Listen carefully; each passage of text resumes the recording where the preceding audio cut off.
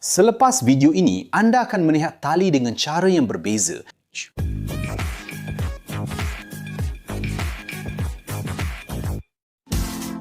Hai, kejuruteraan terperinci. Pernahkah Anda tertanya-tanya bagaimana tali boleh menampung begitu banyak berat?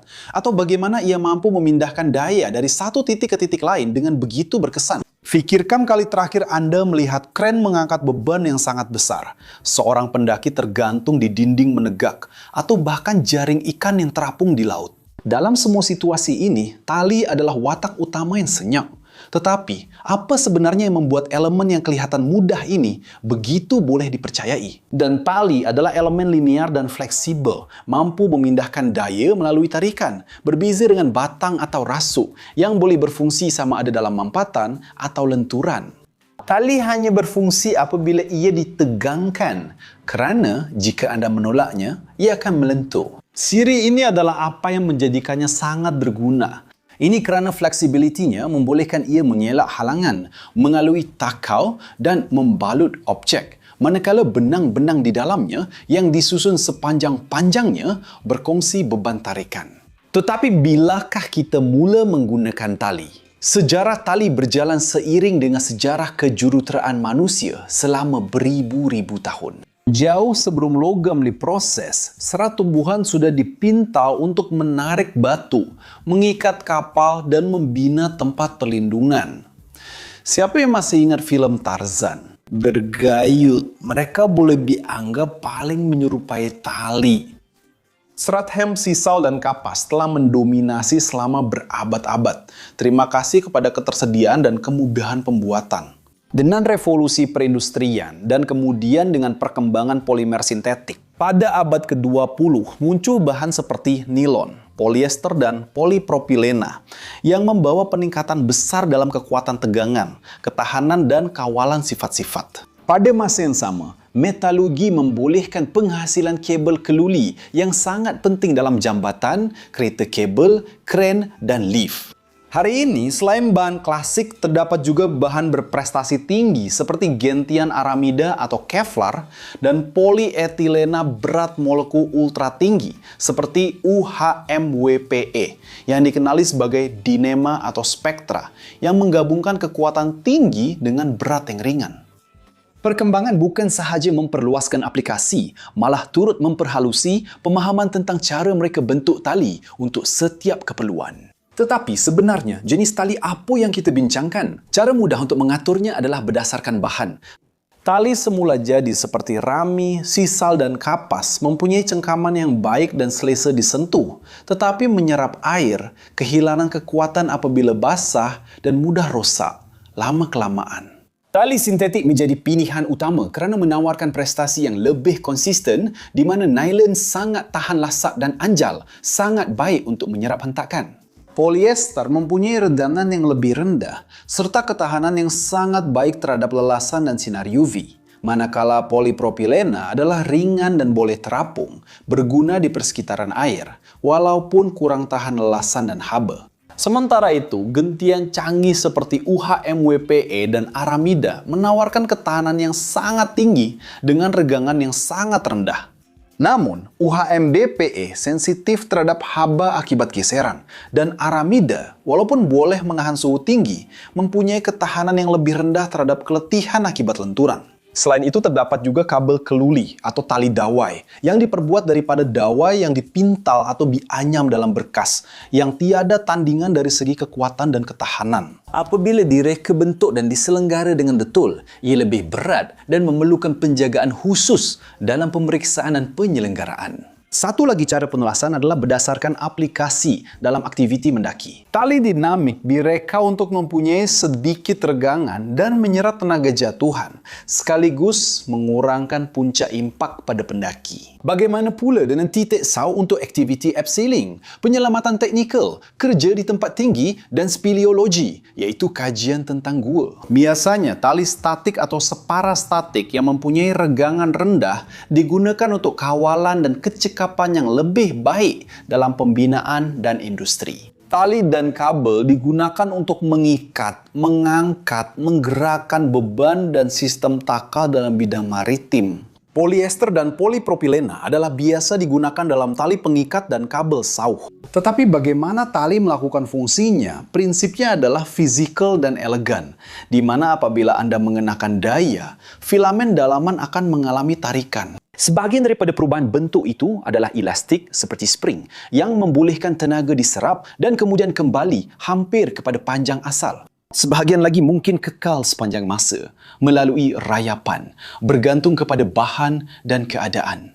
Pembinaan tali, seperti bagaimana benang-benang disusun dan dikunci antara satu sama lain, adalah penentu untuk membahagikan beban dan mengawal pemanjangan. Geseran dalaman antara filamen dan cora putaran atau anyaman menghalang benang daripada tergelincir dengan bebas, mengekalkan bentuk dan mengagihkan tegangan. Itulah sebabnya satu simpulan bukan sekadar satu gelung. Ia mencipta lengkungan yang ketat yang meningkatkan geseran dan menghalang gelinciran. Tetapi ia juga memperkenalkan tumpuan tegasan yang boleh mengurangkan kekuatan tali sebanyak 20 hingga 50% bergantung pada jenis simpulan. Pernahkah anda terfikir bahawa satu simpulan yang salah pilih boleh menjadi perbezaan antara keselamatan dan kegagalan? Apabila kita bercakap tentang pembinaan, adalah baik untuk melihat jenis-jenis pembinaan yang paling biasa.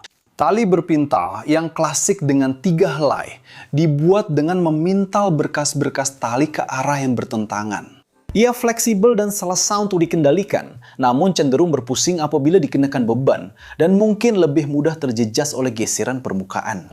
Tali anyaman pula menggunakan sarung yang dianyam bersama, memberikan kestabilan dimensi dan ketahanan yang baik terhadap haus. Satu contoh yang sangat meluas ialah pembinaan care mantle dengan teras dan lapisan luar, di mana teras yang terdiri daripada benang selari atau sedikit dipintal memberikan kekuatan utama di dalam tali. Sementara lapisan luar yang dianyam melindungi daripada lelasan, sinaran UV dan kotoran.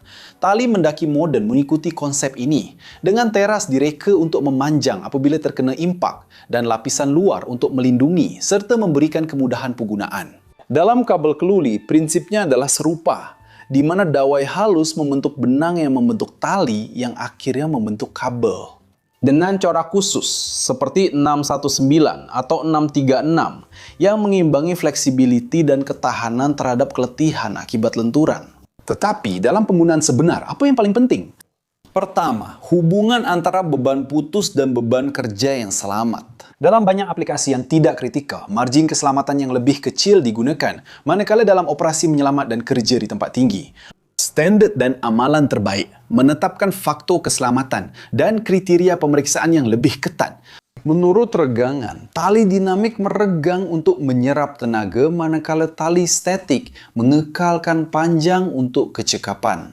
Ketiga, persekitaran seperti air, suhu, bahan kimia dan sinaran UV mempengaruhi bahan dengan cara yang berbeza. Sebagai contoh, nylon menyerap air dan boleh kehilangan kekuatan apabila basah, manakala polyester mengekalkan prestasi dengan lebih baik dalam keadaan lembab dan tahan dengan baik terhadap sinaran UV. Polipropilena terapung, tetapi kurang tahan terhadap suhu tinggi dan lelasan. Supaya anda faham bahawa masuk akal untuk menggunakan tali yang terapung pada pelampung keselamatan, tetapi tidak pada win dengan takal kecil dan panas. Dan bagaimana pula dengan simpulan?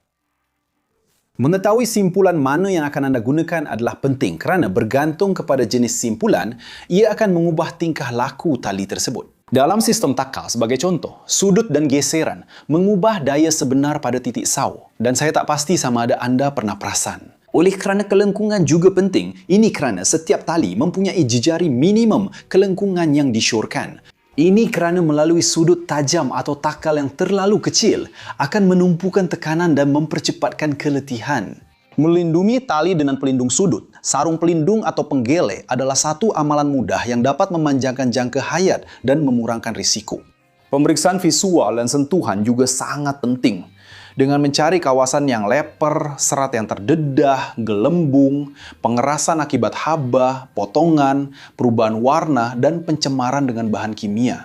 Pada tali yang mempunyai teras dan lapisan luar, kerosakan pada lapisan luar boleh menyembunyikan masalah pada teras. Dan jika ragu-ragu, membuangnya adalah lebih selamat daripada mengambil risiko. Apabila dipilih dan digunakan dengan betul, tali akan menukar daya yang tersebar dan dinamik menjadi sesuatu yang boleh dirama dan dikawal. Dan apabila dipilih dengan salah atau disalahgunakan, ia boleh gagal secara tiba-tiba. Oleh itu, mengetahui sifat asas bahan, pembinaan dan amalan penggunaan yang baik memang sangat penting. Jika anda telah sampai ke sini dan suka dengan video ini, jangan lupa untuk melanggan jika belum berbuat demikian, tekan butang suka dan aktifkan loceng pemberitahuan. Dan jika anda rasa kandungan kami menarik, pertimbangkan untuk menjadi ahli bagi membantu kami terus menghasilkan kandungan di platform ini dan disebut dalam video kami. Dan jika anda ingin tahu lebih lanjut tentang kursus yang kami cadangkan, imbas kod QR di sebelah sini atau klik pautan di dalam deskripsi video. Untuk mendapatkan akses kepada pelbagai peluang untuk membangunkan pelbagai kemahiran yang akan memberi kelebihan dalam kerjaya anda. Dan adakah anda menggunakan tali atau kabel dalam kehidupan seharian anda? Adakah anda tahu cara membuat simpulan pemandu lori itu? Atau mungkin anda sudah belajar cara menyimpan tali anda tanpa ia berselirat ketika hendak digunakan? Komenlah di bawah sini supaya kita boleh jadikan ruangan komen sebagai tempat untuk menambah maklumat kepada video ini.